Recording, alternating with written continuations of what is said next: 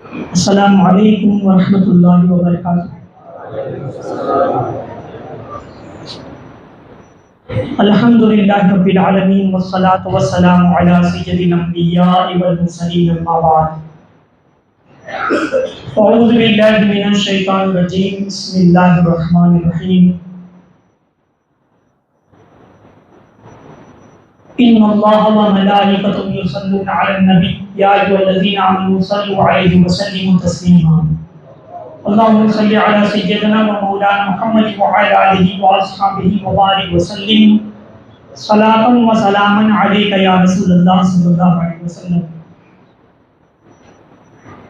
اعلیٰ حضرت عظیم المرتبت مجدد دین و ملت سیدنا امام احمد رضا رحمۃ اللہ تعالی علیہ فرماتے ہیں، اللہ کی سرتاب قدم شان ہے یہ، اللہ کی سرتاب قدم شان ہے یہ، انسان نہیں انسان وہ انسان ہے یہ، اور قرآن تو ایمان بتاتا ہے انہیں، قرآن تو ایمان بتاتا ہے انہیں، اور ایمان یہ کہتا ہے میری جان ہے، ایمان یہ کہتا ہے میری جان ہے۔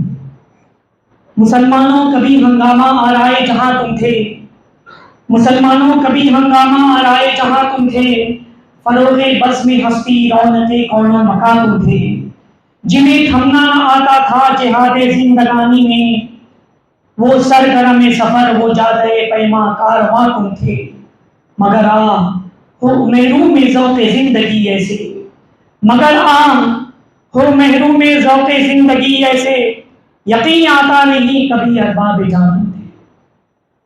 عزیزان گرامی، ایمان یہ سب سے بڑی دولت ہے۔ جس کے دل میں رائی کے دانے کے برابر بھی ایمان ہوگا، اس کی بخشش ہو جائے گی، اس کی مغفرت ہو جائے گی۔ ذرہ برابر بھی ایمان ہوگا، اگرچہ وہ زندگی بھر کا پاپی ہو، زندگی بھر کا گنہگار ہو، مرتے وقت کلمہ نصیب ہو گیا، ایمان پر خاتمہ ہو گیا، کل بروز قیامت اگر اللہ نے فضل نہ فرمایا، اپنی سزا جہنم میں کاٹنے کے بعد ایک نہ ایک دن ضرور جنت میں داخل کیا جائے گا، اس لیے کہ وہ ایمان کے ساتھ اس دنیا سے رخصت ہوا۔ تو ایمان بڑی اہم چیز ہے۔ قرآن مقدس کی آپ تلاوت کریں گے تو جا بجا آپ کو ملے گا۔ اللہ تبارک و تعالیٰ نے جتنے بھی احکامات نازل فرمائے وہ ایمان والوں پر نازل فرمائے۔ نماز کا حکم دیا، ایمان والوں کو دیا، روزے کا حکم دیا، ایمان والوں کو دیا، حج کا حکم دیا، صاحب استطاعت ایمان والوں کو دیا، زکوٰۃ کا حکم دیا، صاحب حیثیت ایمان والوں کو دیا۔ پتہ کیا چلا؟ نماز کے لیے ایمان ضروری ہے، روزے کے لیے ایمان ضروری ہے، حج کے لیے ایمان ضروری ہے، زکوٰۃ دینے کے لیے ایمان ضروری ہے۔ اللہ تبارک و تعالیٰ نے یا ایھا الذین آمنوا فرمایا، اے ایمان والو، یا ایھا الذین آمنوا اتقوا اللہ وَكُونُوا مَعَ الصَّادِقِينَ، اے ایمان والو اللہ سے ڈرو، سچوں کے ساتھ ہو جاؤ۔ یا ایھا الذین آمنوا ادخلوا فی السلم کافۃ، اے ایمان والو اسلام میں پورے داخل ہو جاؤ۔ یا ایھا الذین آمنوا قوا انفسکم واہلیکم نارا وقودها الناس والحجارہ، اے ایمان والو تم اپنے آپ کو، اپنے گھر والوں کو اس جہنم کی آگ سے بچاؤ جس کا ایندھن انسان اور پتھر ہے۔ تو ایمان یہ سب سے بنیادی چیز ہے۔ اگر دل میں ایمان نہیں تو نماز قبول نہ ہوگی، اگر ایمان نہیں ہے تو ایک سجدہ بھی اللہ کی بارگاہ میں قبول نہیں ہوگا۔ اور ایمان کے لیے کیا ضروری ہے؟ ایمان کی تکمیل کے لیے کیا ضروری ہے؟ ہم نے اپنے آپ کو مومن کہا کہ الحمدللہ ہم مومن ہیں، ہم ایمان والے ہیں، لیکن کیا کبھی آپ نے غور کیا کہ ایمان والا بننے کے لیے، کامل مومن بننے کے لیے، کامل ایمان حاصل کرنے کے لیے ہمیں کیا کرنا ہے؟ تو ایمان کی تکمیل کے لیے میرے آقا صلی اللہ علیہ وسلم کی محبت دل میں پیدا کرنی ہے۔ حضور صلی اللہ علیہ وسلم فرماتے ہیں لا یؤمن احدکم حتی اکون احب الیہ من والدہ وولدہ والناس اجمعین، کہ تم میں سے کوئی بھی اس وقت تک مومن نہیں ہو سکتا جب تک اپنے آپ سے، اپنے گھر والوں سے، والناس اجمعین اور تمام لوگوں سے زیادہ مجھ سے محبت نہ کرے۔ حضور صلی اللہ علیہ وسلم کی محبت روحی ایمان ہے. میرے آقا صلی اللہ علیہ وسلم کی محبت بنائے ایمان ہے. سرکار علیہ السلام کی محبت ایمان مکمل ہونے کے لیے ضروری ہے. تو اعلیٰ حضرت فرماتے ہیں اللہ کی سرتابہ قدم شان ہے یہ انسان ہی انسان، وہ انسان ہی ہے. اور قرآن تو ایمان بتاتا ہے انہیں، اور ایمان یہ کہتا ہے میری جان. ایمان کیا کہتا ہے؟ میری جان ہے. حضور صلی اللہ علیہ وسلم کی محبت ایمان مکمل ہونے کے لیے ضروری ہے. امیر المومنین حضرت عمر رضی اللہ تعالیٰ عنہ سے میرے آقا صلی اللہ علیہ وسلم فرماتے ہیں کہ اے عمر تم مجھ سے کتنی محبت کرتے ہو؟ حضرت عمر رضی اللہ تعالیٰ عنہ عرض کرتے ہیں کہ یا رسول اللہ صلی اللہ علیہ وسلم میں اپنی جان کے علاوہ تمام چیزوں سے زیادہ آپ سے محبت کرتا ہوں. حضور صلی اللہ علیہ وسلم نے فرمایا کہ اے عمر ابھی تمہارا ایمان کامل نہ ہوا، ابھی تم کامل مومن نہ بنے. حضرت عمر رضی اللہ تعالیٰ عنہ تڑپ جاتے ہیں، عرض کرتے ہیں یا رسول اللہ صلی اللہ علیہ وسلم کامل مومن بننے کے لیے، ایمان کی تکمیل کے لیے مجھے کیا کرنا ہوگا؟ عزیزان گرامی حضور صلی اللہ علیہ وسلم فرماتے ہیں کہ تم اپنی جان سے بھی زیادہ مجھ سے محبت کرو، اپنی جان سے بھی زیادہ مجھ سے محبت کرو. حضرت عمر رضی اللہ تعالیٰ عنہ عرض کرتے ہیں کہ یا رسول اللہ صلی اللہ علیہ وسلم میں اپنی جان سے بھی زیادہ آپ سے محبت کرتا ہوں. تب میرے آقا صلی اللہ علیہ وسلم نے فرمایا کہ اب تمہارا ایمان مکمل ہو، اب تمہارا ایمان مکمل ہو. تو گھر والوں سے زیادہ، بچوں سے زیادہ، سب لوگوں سے زیادہ، اپنی جان سے زیادہ حضور صلی اللہ علیہ وسلم سے محبت کرنی، تبھی ایمان مکمل ہوگا. کسی شاعر نے کیا خوب کہا، محمد کی محبت دین حق کی شرط اول ہے. صلی اللہ علیہ وسلم محمد کی محبت دین حق کی شرط اول ہے، اگر اسی میں ہے خامی تو سب کچھ نامکمل ہے. محمد کی محبت ہے سند آزاد ہونے کی، خدا کے دامن توحید میں آباد ہونے کی. صلی اللہ علیہ وسلم حضور صلی اللہ علیہ وسلم کی محبت اپنے دلوں میں بسائیں، اپنے دلوں کو محبت رسول سے مدینہ بنائیں. آج انسان دنیا والوں سے جب محبت کرتا ہے تو 3 بنیادیں ہوتی ہیں محبت کرنے کی. پہلی چیز حسن کی بنیاد پر محبت کرتا ہے انسان. حسین و جمیل چہرہ دیکھ لیا دل میں محبت پیدا ہو گئی، خوبصورت چیز دیکھ لیا دل میں محبت پیدا ہو گئی. دوسری چیز کمالات کی بنیاد پر محبت کرتے ہیں، یعنی کوئی باکمال شخص ہے دل میں اس سے محبت پیدا ہو جاتی ہے، لگاؤ پیدا ہو جاتا ہے. کوئی کرکٹر ہے بہت اچھی بیٹنگ کرتا ہے، دل اس کی طرف مائل ہو گیا، وہ اس کو اچھا لگنے لگا. کوئی اچھا بالر ہے اچھی بالنگ کرتا ہے، اس کی طرف دل مائل ہو گیا. پتا چلا کہ کوئی کمال، کوئی خوبی، اس کی بنیاد پر دل اس کی طرف جھک جاتا ہے. یہ دوسری چیز ہے محبت کرنے کی. اور تیسری چیز ہے احسانات، یعنی کسی کا احسان ہم پر ہو تو دل اس کی طرف جھک جاتا ہے، دل اس کی طرف مائل ہو جاتا ہے، محبت پیدا ہو جاتی ہے، ایک لگاؤ پیدا ہو جاتا ہے. کبھی کسی کا خدا نہ کرے مشکل وقت آیا، اس مشکل کے وقت پریشان تھا، کسی نے مدد کر دی، امداد کر دی، ہیلپ کر دی.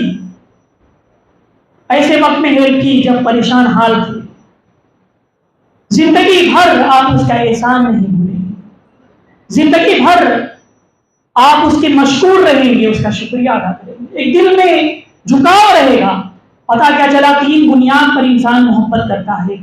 حسن کی بنیاد پر محبت کرتا ہے، کمالات کی بنیاد پر محبت کرتا ہے، احسانات کی بنیاد پر محبت کرتا ہے. تو جو لوگ ان 3 بنیادوں پر محبت کرتے ہیں میں انہیں دعوت فکر دوں گا، آؤ اگر حسن کی بنیاد پر تم محبت کرتے ہو تو میرے آقا صلی اللہ علیہ وسلم کی بارگاہ میں آؤ. کیا ان سے بڑا حسین و جمیل دنیا میں کہیں تم نے دیکھا ہے؟ میرے آقا صلی اللہ علیہ وسلم سے بڑا حسین و جمیل کوئی بھی دنیا میں ہوا.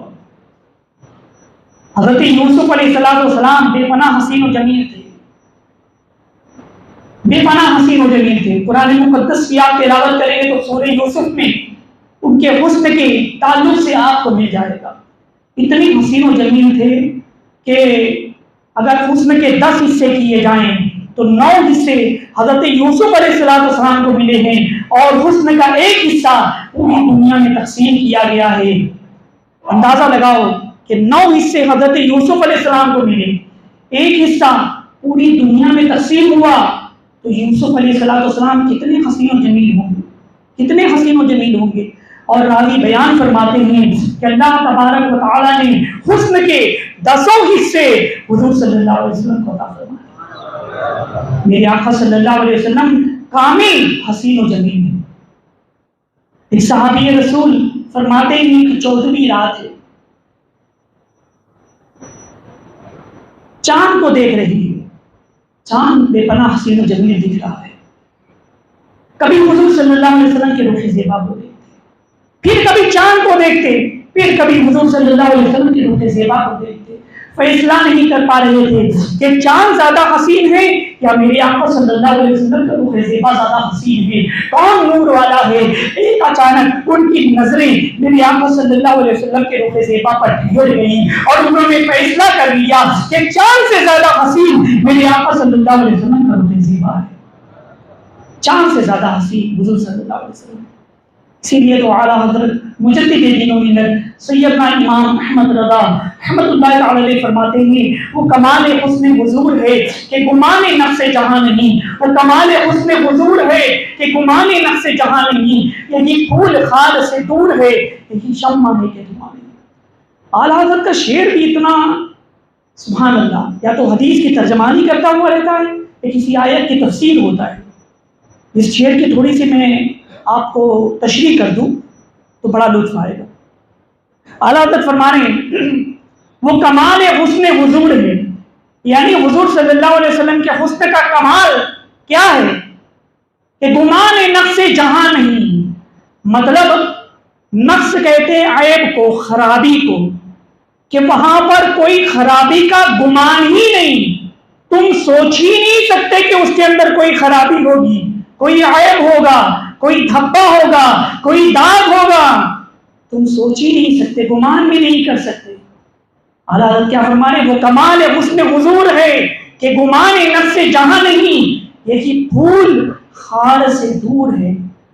یعنی اگر پھول کو کے ساتھ ایک کانٹا ہوتا ہے، پھول بڑا خوبصورت ہوتا ہے، بڑا حسین ہوتا ہے، مگر اس کے ساتھ جو کانٹا ہوتا ہے، اس کے حسن پر، اس کی خوبصورتی پر وہ کانٹا ایک عیب ہوتا ہے، ایک دھبا ہوتا ہے، یعنی کانٹا ہو گیا، ایک عیب ہو گیا، تو اس پھول کے اوپر عیب ہو گیا۔ اسی طرح سے شمع، اگر آپ موم بتی روشن کریں، شمع جلائیں تو شمع بھی بہت خوبصورت دکھتی، اس کا حسن اچھا ہوتا ہے، لیکن اس کے ساتھ جو دھواں رہتا ہے وہ اس کے حسن پر دھبا ہے۔ تو اعلیٰ حضرت فرما رہے ہیں کہ یا رسول اللہ صلی اللہ علیہ وسلم، آپ کے حسن کو اگر ہم پھول سے تشبیہ دیں گے تو آپ ایسے پھول ہیں جہاں کانٹوں کا نام و نشان نہیں، اگر آپ کے حسن کو ہم شمع سے تشبیہ دیں گے تو آپ ایسی شمع ہیں کہ جہاں دھوئیں کا نام و نشان نہیں۔ اب سنیے اعلیٰ حضرت کا شعر تو سمجھ میں آئے گا، وہ کمال حسن حضور ہے کہ گمان نفس جہاں نہیں، یہی پھول خار سے دور ہے، یہی شمع ہے کہ دھواں نہیں، یہی شمع ہے کہ دھواں نہیں۔ عزیزان گرامی، میرے آقا صلی اللہ علیہ وسلم کامل و اکمل حسین و جمیل ہیں، جو حسن کی بنیاد پر محبت کرتے ہیں ان پر لازم ہے کہ آقا صلی اللہ علیہ وسلم سے محبت کریں۔ حضرت یوسف علیہ السلام اتنے حسین و جمیل تھے، اتنے حسین و جمیل تھے کہ بعض اوقات لوگ ان کو دیکھتے تو ان کے حسن کی تاب نہیں لا پاتے تھے، یعنی ان کی آنکھیں اس کو دیکھنے کے لائق نہیں ہوتی، وہ انتقال کر جاتے تھے، ان کی روحیں پرواز ہو جاتی تھی، یہ حال ہوتا۔ بعد میں حضرت یوسف علیہ السلام اپنے چہرے پر نقاب رکھنے لگے، یعنی اتنے حسین و جمیل، اور حضور صلی اللہ علیہ وسلم تمام سب سے زیادہ حضرت یوسف علیہ السلام سے زیادہ حسین و جمیل۔ تو ہو سکتا ہے یہ واقعہ، یہ روایت سننے کے بعد کوئی سوال کرے کہ یوسف علیہ السلام کو دیکھ کر لوگ انتقال کر جایا کرتے تھے، آقا صلی اللہ علیہ وسلم کی جن لوگوں نے زیارت کی، صحابہ کرام انہوں نے حسن کو دیکھا، مگر کسی کا حسن کو دیکھ کر انتقال نہیں ہوا۔ اللہ تبارک و تعالیٰ نے حضور صلی اللہ علیہ وسلم کے حقیقی حسن پر پردہ ڈال دیا تھا۔ اگر وہ حقیقی حسن عیاں ہو جاتا، حقیقی حسن ظاہر ہو جاتا تو کائنات کا نظام درہم برہم ہوتا تھا، کوئی بھی نہیں دیکھ سکتا۔ حقیقی حسن پر پردہ تھا۔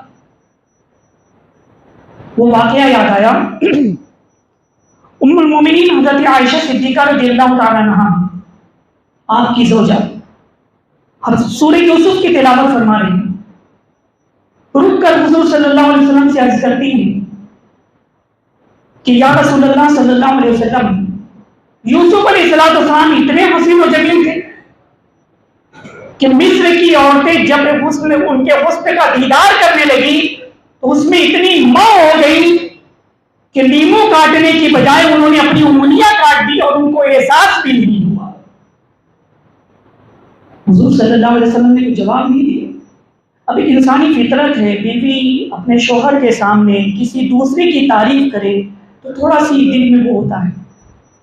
تو حضور علیہ السلام نے کچھ نہیں فرمایا، صرف میرے آقا صلی اللہ علیہ وسلم نے تبسم فرمایا، اس تبسم میں ایک نور ظاہر ہوا، اور ام المومنین نے جب اس تبسم کا دیدار کیا تو رش کھا کر کے بے ہوش ہو کر گر جاتی ہیں، اور پھر جب ہوش آتا ہے تو تاریخ ساز جملے ارشاد فرماتی ہیں۔ ام المومنین نے کہا کہ مصر کی عورتوں نے یوسف علیہ السلام کو دیکھ کر اپنی انگلیاں کاٹ دی تھی، قسم خدا کی اگر وہ میرے یوسف کو دیکھ لیتی تو اپنی انگلیاں کاٹنے کی بجائے اپنے دلوں کو کاٹ دی۔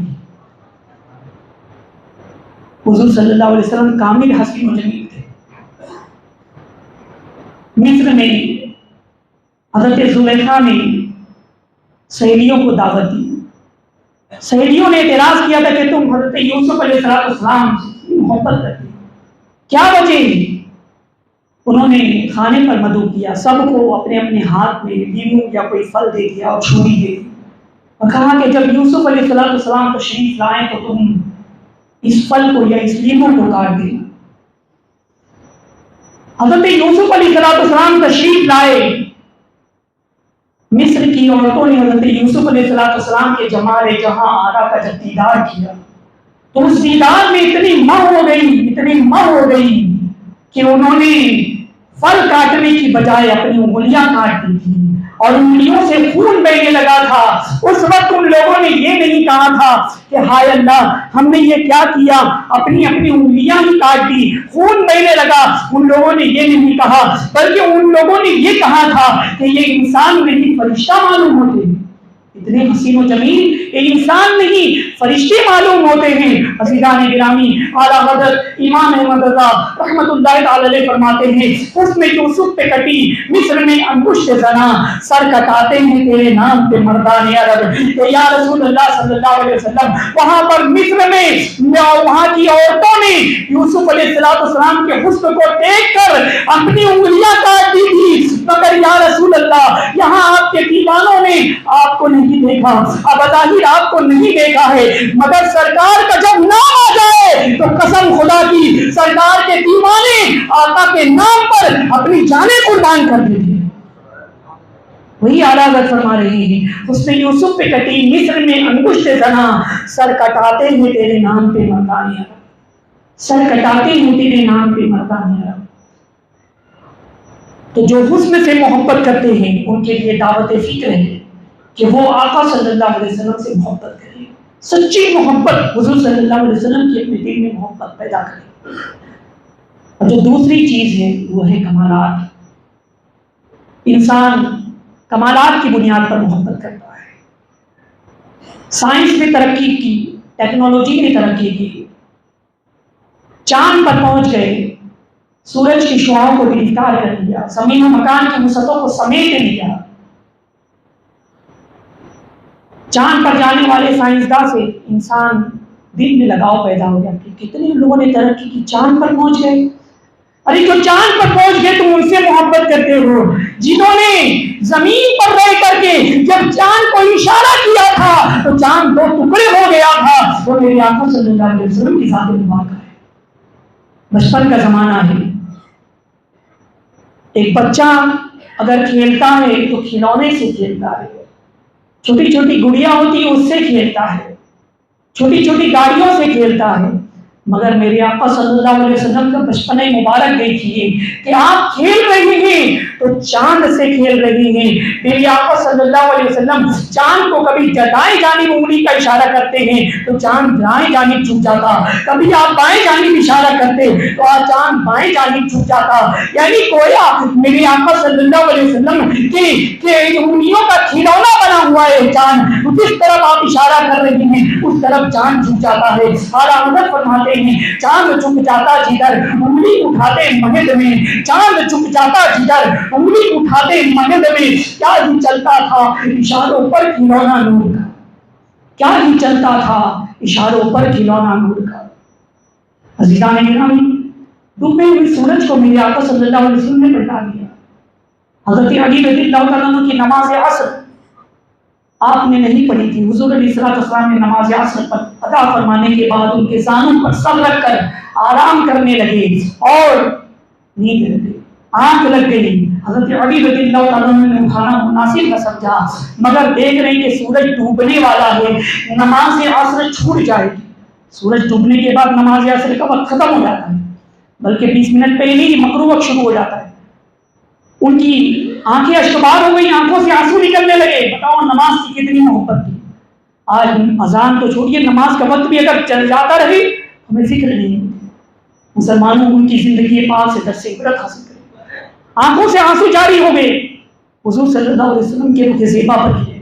حضور صلی اللہ علیہ وسلم کی آنکھ ہوئی۔ میرے آقا صلی اللہ علیہ وسلم نے فرمایا کہ علی تمہیں کس چیز نے بلایا؟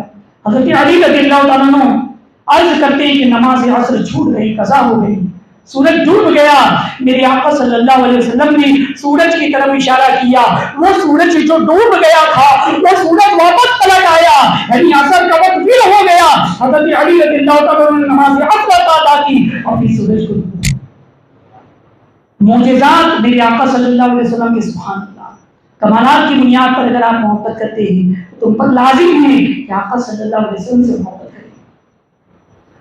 ابو جہل آیا، ہاتھوں میں کنکریاں دبائے ہوئے لیے ہوئے، کہا کہ اے محمد عربی صلی اللہ علیہ وسلم میرے ہاتھ میں کیا ہے؟ اگر آپ نبی ہیں تو بتائیے۔ ابھی چھپی ہوئی بات ہے، علم غیب ہے، ہم مٹھی بند ہے، اس میں کیا ہے نہ تم جانتے ہو نہ ہم جانتے ہیں۔ آقا صلی اللہ علیہ وسلم سے سوال کر رہا ہے۔ پتا کیا چلا؟ ایک مشرک بھی جانتا ہے کہ جو نبی ہوگا وہ علم غیب جانتا ہوگا، مطلب ایک کافر بھی جان رہا ہے کہ جو نبی ہوں گے وہ علم غیب جانتے ہوئے چھپی ہوئی بات جانتے ہیں، مگر آج لوگ علم غیب پر ہی اعتراض کرتے ہیں۔ بہرحال ابو جہل نے پوچھا کہ میری مٹھی میں کیا ہے؟ میرے آقا صلی اللہ علیہ وسلم نے فرمایا کہ اے ابو جہل میں بتاؤں کہ تیری مٹھی میں کیا ہے یا تیری مٹھی میں جو ہے وہ بتائے کہ میں کون ہوں؟ یہ تو اور بڑی بات ہوگی، یعنی آقا صلی اللہ علیہ وسلم بتا دیتے کہ تیری مٹھی میں پتھر ہے، کنکریاں ہیں، اور وہ جو اگر پتھر بتا دے، یعنی پتھر بولنے لگے، کنکریاں بولنے لگے کہ میں کون ہوں، یہ تو بڑی بات ہو گئی، ایک گونگی چیز بولنے لگے گی۔ ابو جہل نے کہا کہ ہاں ٹھیک ہے، میری مٹھی میں جو ہے وہ بولے کہ تم کون ہو۔ اسی طرح سے مٹھی جیسے ہی میرے آقا صلی اللہ علیہ وسلم نے کنکریوں کی طرف اشارہ کیا، کنکریوں میں سے آواز آنے لگی، لا الہ الا اللہ محمد رسول اللہ صلی اللہ علیہ وسلم، کیا اللہ ایک ہے اور حضور صلی اللہ علیہ وسلم اللہ کے رسول ہیں۔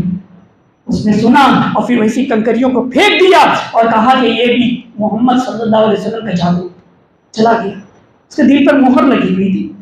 تو آقا صلی اللہ علیہ وسلم کی معجزات بے شمار ہیں، اگر آپ کمالات کی بنیاد پر محبت کرتے ہیں ہم پر لازم ہے کہ آقا صلی اللہ علیہ وسلم سے محبت کریں۔ پھر انشاءاللہ کسی وقت اپنی اس تقریر کو اور مکمل کریں گے۔ اللہ تبارک و تعالیٰ سے دعا ہے کہ ہمارے دلوں میں حضور صلی اللہ علیہ وسلم کی محبت پیدا فرما دے اور ہمارا خاتمہ مدینے کی گلیوں میں ایمان پر فرمائیں۔